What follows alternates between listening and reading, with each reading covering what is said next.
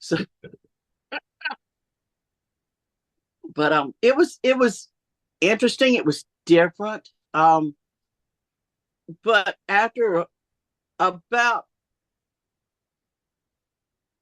3 months, I was done. About 12 weeks, I was done because it was so, in its own way, it was very oppressive. I didn't get to go. I didn't go out of my. I couldn't go out of my own neighborhood. I don't really know how to explain this. I wasn't really protected. The office actually hired a guy to babysit me, so I stay out of trouble because I'd get in trouble.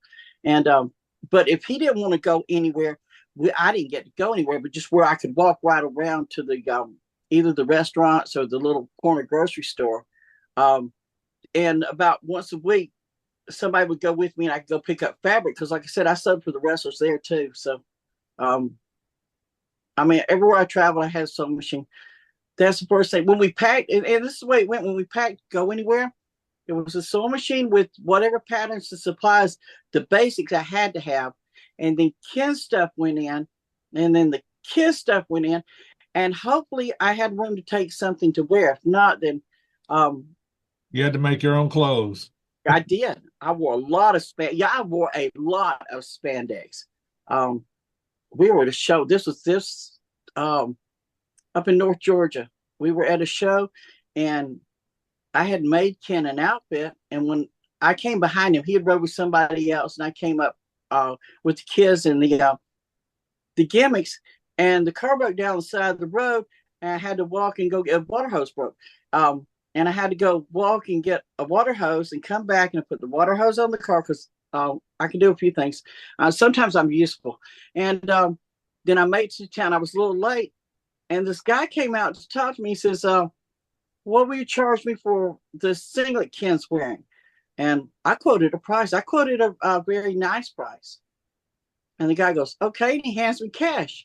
And he goes back in. He tells Ken to, he says, take it off. I'm going to wear it. And Ken says, no, this is all I got to wear tonight. I brought it with me. It's the only thing I have to wear. And the guy says, no, I just bought it. Take it off.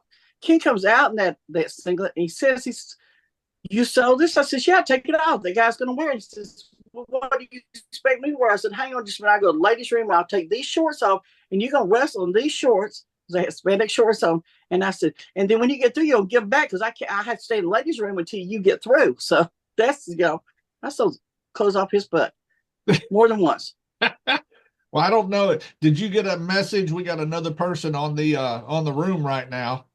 If you refresh your screen, we got Death Row in the bottom, Mr. Martin. Hey. Hey, Juanita, how you doing? Oh, I do good. How you doing? Oh, you look good. You hadn't aged a bit. Look exactly the same as you did. Flattery will get you everywhere, my dear. Okay, cool. I like to go places. So, Bogey asked me to pop in on this. So how you doing? I'm doing good. I've been extremely busy. Did. Yeah, because we was talking about you. Go ahead. Oh, go ahead. Yeah, go ahead. Somebody talk. Oh, okay. What have you been doing with yourself? I do physical therapy. Keep it clean. Kids don't need to know. Yes, I went to school and I got a degree in physical therapy. So when I retired from wrestling, I started doing physical therapy, and that's what I've been doing. Oh wow, that's good to know. Yeah, I got bored, so it took me 45 years to get my bachelor's degree. I crammed all 4 years of school into 45 years. That was hard work, and then after that, I out of anything to do. And I was talking to somebody at the school, and they said, "Well, get a master's." And I said, "Okay." And so he said, "You can have it in 18 months." I said, "Good." He says, "No, I'll take care of you. I got this handled." Hey, I didn't even know what I was doing except for making A's. I did make A's. I didn't know what I was doing because I didn't pay attention. And he signed me up for all sorts of stuff. It took me 2.5 years. I was going, this 18 months is dragging out. I don't know what's wrong, but hey, I'm not failing. And I ended up with a bachelor's, the first one, and then I got a master's degree and 5 graduate certificates during that length of time. I go, what am I going to do with all this? And it's pretty papers. I can hang them on the wall, but that's what I do with it. So, I mean, I'm glad you did something useful. Okay. Well, I went to school for about 3.5 years. Yeah. And then I went to work. As my kids like to eat, so I couldn't stay in school forever. Oh yeah, but see, I let mine get grown, okay, and they can just go hungry, except for Buck. Well, you should remember my children. They used to come to the shows with me, especially at GCW. And but that's been like 2 weeks ago, 2 or 3 weeks ago. I slept once since then. So yeah, how old are they now? Oh my God, my oldest is 31. So I've got 31, 28, 26, and 24. They're not children anymore. Get grown too. Yeah. Now they're more expensive. I have 8 grandchildren now. Congratulations. Yeah. Oh man, that's awesome. Yeah. They are. They're more fun. Those are the ones he can give back. Yeah, that's exactly what you do. You you oh, you get, and their parents look at you. You didn't let me do that when I was little. I says, yeah, but you wasn't special, okay? So I have to brag on my grandson. My oldest grandson, Noah, has went all state for 4 years in a row. Wow. He's only 11 years old. He'll be 12 this next coming year. He's been wrestling since he was big enough to walk. And so for 2 years in a row, he was the only undefeated wrestler in the state of Alabama. So he is definitely making his march to do what he's going to do. Good. Yeah. Because Buck is an official for amateur wrestling, and he works on the Olympic level, and they fly him to Romania, to Denmark, to, I don't know, all sorts of places. And he's working with the women's wrestling and help get that off the ground and started, because that's the fastest growing sport in the United States now is women's wrestling.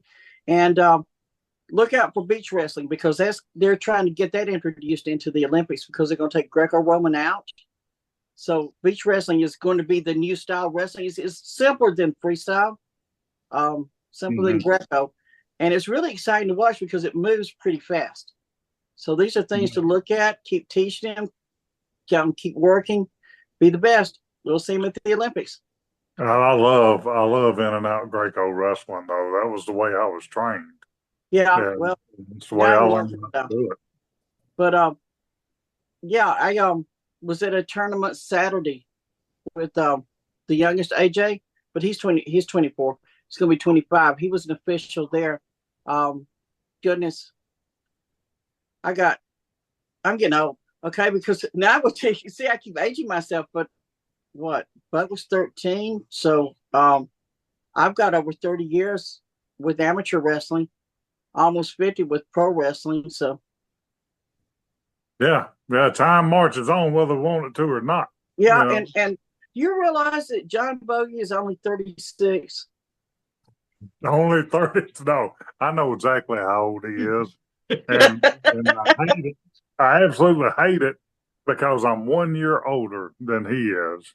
So no matter what, I'm still okay. We lost volume, John. No, you're good. You're good. Oh, there we go. Did you lose me? No, I totally lost volume.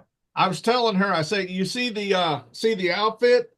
That's the outfit I got, and the mask on this side. That was the very first outfit in 1996 from her. I hate to say it, but I never got an outfit from Juanita. All right, so I knew of you, and I knew you existed, and I had one outfit made for me, and it was made by Tony Spade and his wife, Okay. and it was the worst outfit I ever had. I hated that outfit. People would make so much fun of me because I would be pulling my pants up the whole time I was in the ring. And so I made my own gimmicks. I would always make my own. And so I never ventured out to get anybody to make one after that. I kept to making my own gimmicks. And, Good. so I never went under a mask or anything. So I never really needed your services, but I knew about you because I think you made all of Bogey's mask over the years. Yeah, I did. Yeah, and and I knew about Ken, of course, because I think when I was around Ken, I was running cameras. I was actually training to wrestle, and I was filming him instead of wrestling. Yeah. Actually, you did work with him once. We were just talking about that not too long ago. It was in Anniston at the auction barn. No. Okay. Yeah, him and Yeah. Joseph was the young kid out there spraying the perfume, Yeah. and Ken was working, and I was on the other side with Sherry. Oh wow. Yeah. And I Man. told that was the only time we ever got to work with Ken, actually in a show. Yeah. I think uh, I got fired from that show because my match went sideways. It went absolutely sideways. The one with Bull And Rider. no, that was not Bull Rider. Bull Rider was up in Piedmont. So in Anniston, There was a guy who um, wore the cowboy outfit. I was tagging with Taterhead, and she should remember Taterhead because he was a really good heel up in Anniston. And so me and Tater were tagging together, and I ended up having to shoot on Frankie Barnhill. And I ended up shooting on him that night because he busted a damn cinder block over my head. Literally hit me upside the head with a cinder block, and thank God it broke. But and I know Juanita will remember this guy. Do you remember Larry Dunaway? Oh yeah. The Oh yeah. So Larry was in the audience that night. You know, Larry had been retired from wrestling, and whenever Frankie broke that cinder block on my head, Larry threw me his walking stick, and Oh, cool. I took the rubber stopper off the bottom of it, and I instead of hitting Frankie with that stick, I stabbed him in the gut with it as hard as Right. I could stick it. And then one of the funniest things that ever happened to me in wrestling, there was a old guy called the Mountain Man. It wasn't Eddie, not the one that we know, but Right. he was older than Eddie, and he was a really tall guy. He was like 3 inches taller than me, really tall. And I ended up sticking him with that walking stick too. And when I stuck him with it, both sets of his false teeth come out and bounced off of my shoulder and hit the floor and shattered. And there was teeth going everywhere. But I got fired that night. So Yeah, It it was worth it. it was worth it to see the teeth fly. That's it.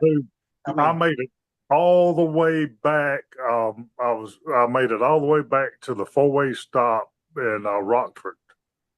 And when I hit that four-way stop, I mean, it wasn't funny. There was nothing funny about what happened because they literally busted a damn cinder block on my head, and the yeah. whole side of my head was swelled up. But when I hit that four-way stop in Rockford, the vision of those teeth scattering across the floor, I sat at that stop sign for 30 minutes laughing so hard I was crying. Yeah, things like that. Too bad we didn't have pictures. Oh man, I wish we had video on that. Just the way his lips Yeah. looked when them teeth flew out. What So, what huh? town, what towns in Alabama did Ken work? Did he work a lot in Alabama? Yeah, because he was with Continental. He was with Southeastern Championship Wrestling before it was Continental. And he was in Birmingham a lot. Man, dang, What all was down south. it? Wherever they ran, all the way from Tennessee down. So Ole was running Montgomery. Was that Nick Goulas that was up in Birmingham? Yes. No. Now Ken never worked for Nick Goulas. Nick Goulas was above that. Mm-hmm. Um, He That was worked probably after Nick Goulas sold out because he went to the eastern half of Tennessee, I think, at Well, that time. well, who yeah, was running Birmingham at that time? I know Ole was in Montgomery and Dothan and down in the southern part. I can't remember who was running Birmingham. by the time Ken went down through there, through Birmingham all the way down, he worked for the Fullers had it. Oh, okay, okay. So Robert was running it. Yeah, Robert ran it some, Ron ran it some, and Bob Armstrong ran it some. They would take turns. So I think Bob really took care of Montgomery South. He went from Montgomery at the Coliseum in Montgomery, and he went all the way down through Greenville and down through South Alabama into Mobile. And but now Ron Fuller, if there was a show in Mobile, he was running it. I know that. Mobile was Ron's baby. He loved it. He actually bought the Fields brothers out in Mobile to add that to his show.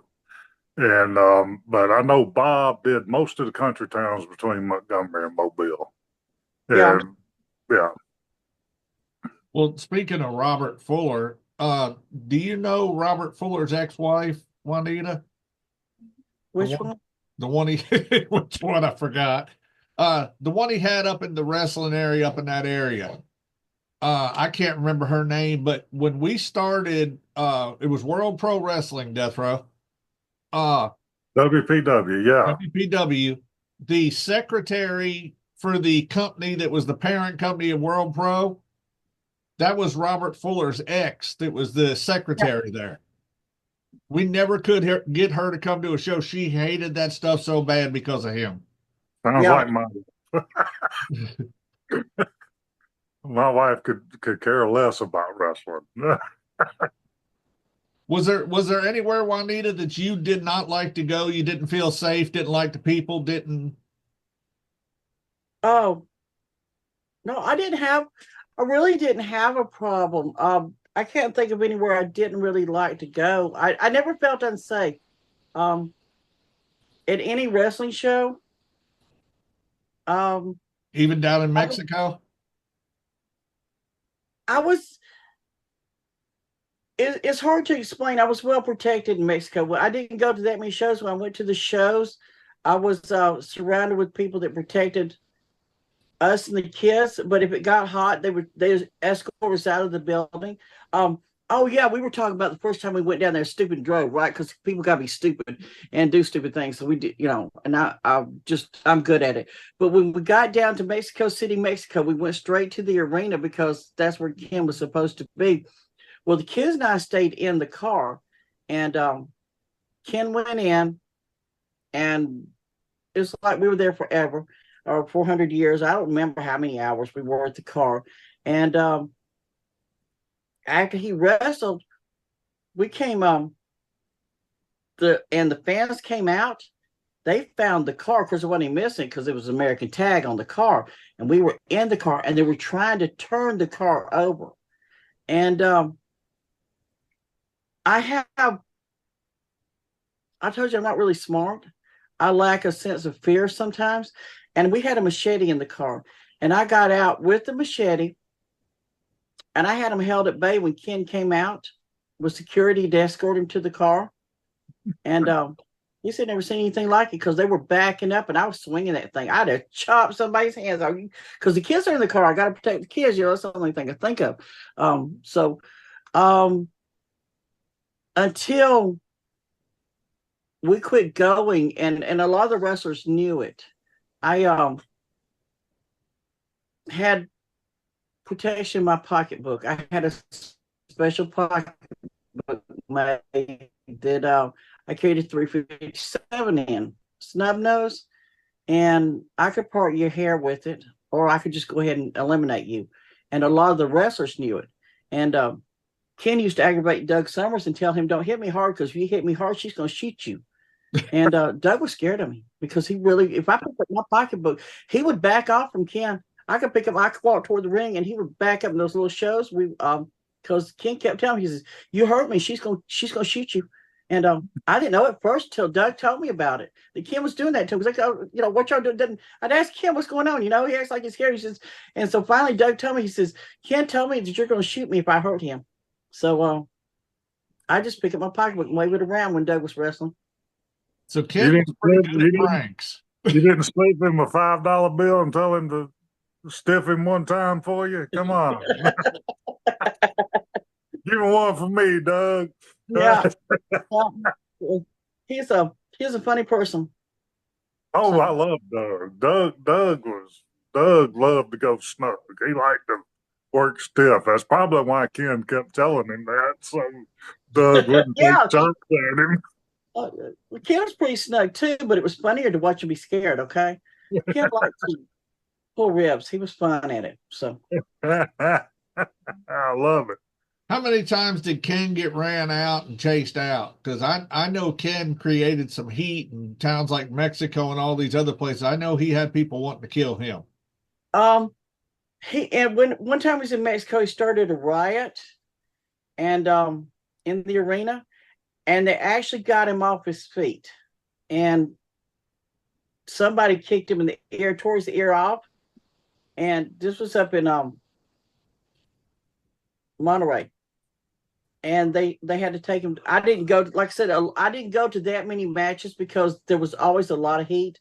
And they took him to the hospital. And Chavo was the one that came and told me that he was at the hospital and they were sewing his ear back on. And you could never tell. The plastic surgeon used so many stitches there, putting his ear back together, that you couldn't tell when it healed it had ever been ripped. I mean, the stitches were so small and so close together that you really had to know it to look for it. But it tore his ear here and all the way down around the earlobe, all the way up. Was that his worst injury?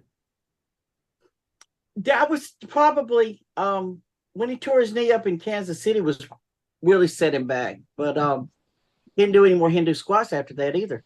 But he jumped off the rope to land on Rufus, and he landed on, I don't know, he tore his knee up when he landed, and tore tendons and all, and it took him several months to heal. Well, he seemed to like working Rufus. Him and Rufus made a lot of money. Rufus is a good guy, and they did say stuff that you can't do anymore, but different time and era. Yeah, it was a different era. Yeah. And it worked. And, Rufus went along with that. I mean, they were really, really good friends, but they, that's Ken tarred and feathered Rufus and chained him to the ring. And, with handcuffs and little things like that. He got ran out of Illinois, one of the National Guard armories. They had to escort him to the border with, they had 4 police cars. He actually rode down the middle on the interstate, 2 on each side, one in the front, one in the back, because the heat was so bad, and they were afraid somebody's going to kill him. So, and they told him once they got him to the border, you're on your own. You die, you die. You shouldn't have done what you did. So, I don't know what he did to Rufus. Okay, excuse me, but it don't take much. I've had that trip. I had that trip coming out of where were we at? Silicaga, Alabama. Silicaga. I got banned from the city. They sent me a damn registered letter banning me from coming back to Silicaga. And all I did, and I swear it, all I did was talk about this big old woman, what color shirt she was wearing. That's all I did. Yeah, that's because you didn't take her home with you, and so she wrote the letter. Okay. Oh my God! I've got a weight limit. This truck's got a weight limit on it. I couldn't handle that one. That was like, Ken was working with Continental at the time, and they went into Selma, Alabama, and he worked Burhead Jones. Oh Lord!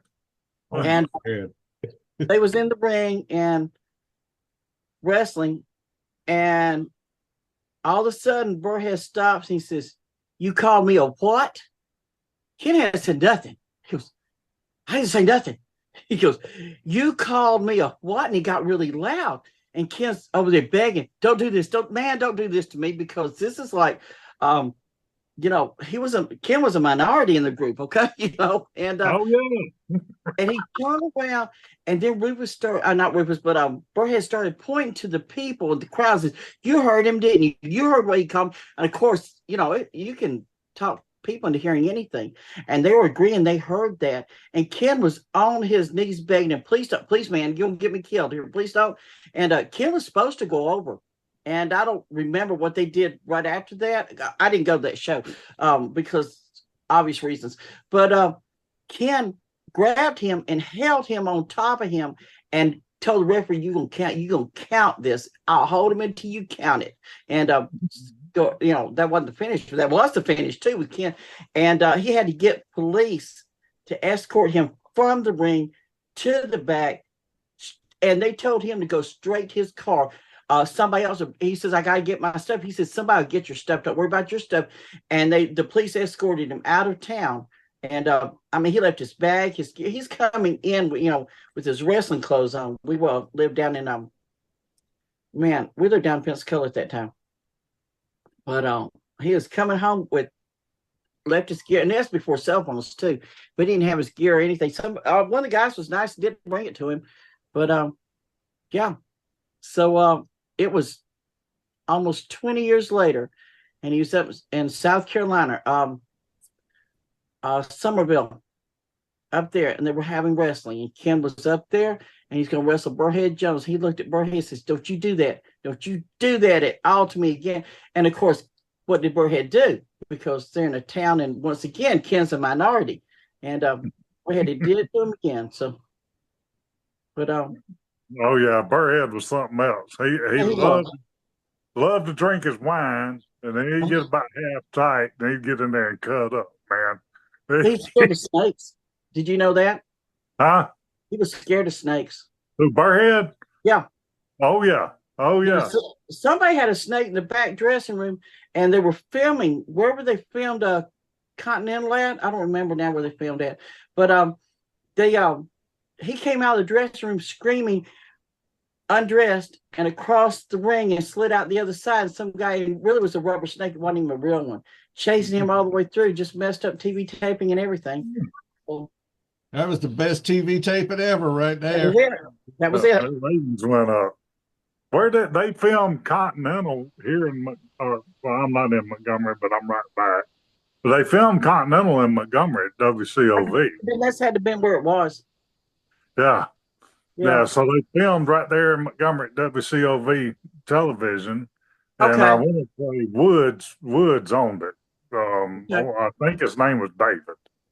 Not real sure, but he owned it. And so they did all the television taping here in Montgomery, and Burhead was from Montgomery. Yeah, I knew that. Yeah, and so old Burhead was something else. Didn't Burhead do furniture commercials or car commercials for down there too for a couple places? Heck yeah! And if you're from this area, you will never forget Super Burhead. And Super Burhead doing those commercials. He'd be in a Superman suit, and he would go, "Good critic, bad critic, or no critic at all. Don't let the critic monster get you." and that commercial was famous in these parts. Yeah. So, gotta love it. All right, Miss Juanita, we've got some time on the clock. Once again, tell people how to get in touch with you. Okay, the easiest way to get in touch with me is really through Facebook. It's my name, Juanita Timbs, last name Timbs, and reach me through Messenger. That's the best way to reach me. Because if I don't know your phone number, I don't answer the phone. Let's put it that way. So I don't blame you. I get my fair share of calls. I get my fair share of people that are entertaining already on Facebook and all, and then I have to not let them be my friends no more. So, and let me put it out there for Juanita's sake, she can make anything. She can do just about anything with clothing. If she can't do it, it either can't be done or she knows the people that can do it. I just don't do boots. I cannot sew boots. So. So, and Well, I'm I sure think you have a lead on that. Yeah, I know a yeah, couple people that are supposed to be really good, but I hadn't bought boots in years. So well, all the years that I wrestled, most of the people that I wrestled against got their gimmicks made by you. okay, And so I know how good your work is because I'm usually tugging on it to do what I was doing to them and it held together. So, yeah, she is really good at her craft. Well, I can okay. tell you that green and black outfit back there has been stretched and pulled more by that man. Uh, it it's got one little bobble in there where I like rubbed against something that was sharp, but it never ripped it. Wow. Never ripped it. Yep. So, and once again, to the people that are going to call and ask her or message and ask her for outfits, she doesn't work free, people. Now be respectful. This lady is one of the best out there doing this. If she gives you a price, that's the best price. Thank you. You're getting what you pay for. Bogey's been Exactly. That wearing that happens a green. lot because Bogey, there's a lot of people that make stuff and then it looks funny, looks bad. Oh, you're dying. Oh, we just killed him. Oh, we killed oh, him. I'm good. I'm good. Uh-huh. Look, Diseases. Uh-huh. Yep. Bogey wore that green and black outfit for almost 30 years. And Yes. it's still together. Yeah, that's hard to believe. Yeah. Now I can tell you the one thing, this mask right here, it's a little stretched out, but and I can tell you what got it stretched out is when I was doing the Ultimate Ranger gimmick. Oh my God, that sounds years ago because I can tell you this was right 98 when I did this. We were at the armory in Wetumpka. I don't know Yeah. if you remember this, but we had the chem sticks and I wanted them to shut the lights off. I was going to put the liquid on my head Right. and let it glow when I came out. So I had put it all over the mask. And doing what I did for a living not too long before that, I should have known better, but I had it all over the mask. And I sucked in real big, and some of that chemical stuff went down my throat. I spent the next 15 minutes choking in Yeah. the ring trying to wrestle. So, but that's what stretched that mask out is right there because I kept pulling, trying Right. to breathe. Well, we glad you figured out how to breathe. Yeah. We're happy. I was choking for about the next 3 hours from that stuff. I imagine so. Yeah. Not the smartest thing you've ever done, but No, but once again, we all do those stupid things. yeah, that's why I said we all done something that was funny. If we were smart, we wouldn't be talking about what we did right now. So look, if we could tell all the things that we did, so but we can't. That's No, the after dark. That's the after dark garage stories. Yeah, I have them. Yeah, you probably do too. well, See, still dying, y'all. Juanita, it was good to talk to you. I'll Bogey, see you again. shout out to Johnny's Garage and Johnny's Garage Nation. I'm getting off here. Y'all have a good night, okay? All right, you be safe. Have a good evening. All right, Okay. bye-bye. All right, he's in the waiting room. All right, Miss Juanita, I want to thank you for sitting here with me. It's been almost an hour and a half, and Wow. we got some really good stories and learned a little bit about you and about Ken and your family and what you've done and where you've been. I know we could probably do another 10, 12 hours of just stories. Yeah, So and not even tell all of them. we're gonna have to get you back on here soon and start talking about some territories and the things in them. Yeah. All right, That'd Miss be good. Juanita, I thank you and thanks everybody for watching Johnny's Garage.